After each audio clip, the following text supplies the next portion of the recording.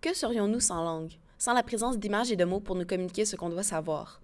Serions-nous aussi développés et savants que nous le sommes présentement? Comment est-ce que l'art graphique prend sa place dans notre histoire? D'où vient cette forme d'art? L'Égypte antique? Le Moyen Âge? La Renaissance? Est-ce qu'on aime les ornements et la décoration? Ou devrait-on garder cela le plus simple possible? Comment est-ce que les découvertes du temps influencent l'art qui nous entoure? Et durant les temps de guerre, la propagande et les messages politiques se transmettaient comment? Peut-on l'utiliser pour se révolter et faire des rébellions, défendre des causes sociales? Comment avons-nous réagi à l'arrivée des ordinateurs et de la nouvelle technologie? Devrait-on s'inquiéter pour le futur de l'art graphique avec l'arrivée de l'intelligence artificielle? Venez avec moi découvrir le monde qui se cache sous vos yeux. Apprenez à lire sous un nouvel angle. L'art nouveau. L'art nouveau suit de près l'Art and Craft. Aubrey Beardsley fera le pont entre les deux mouvements. Il mélangera les deux styles, préférant travailler en noir et blanc, ce qui rejoint l'Art and Craft, mais en utilisant de la répétitivité graphique dans ses motifs, ce qui rejoint l'art nouveau. L'art nouveau gardera les motifs végétaux et l'ornementation comme héritage de l'Art and Craft.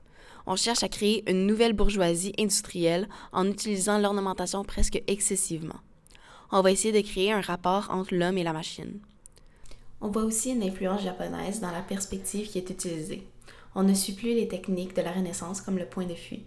Cette influence est aussi ressentie dans l'apparition des lignes de contour. Celles-ci sont aussi très sinueuses et organiques. Les motifs végétaux font fureur alors que dans le monde des sciences, on découvre plus sur l'environnement.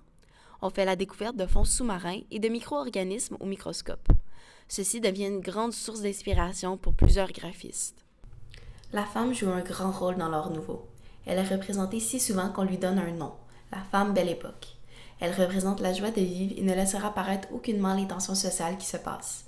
Elles incarnent la beauté du monde en paix, sans inquiétude, sans malheur.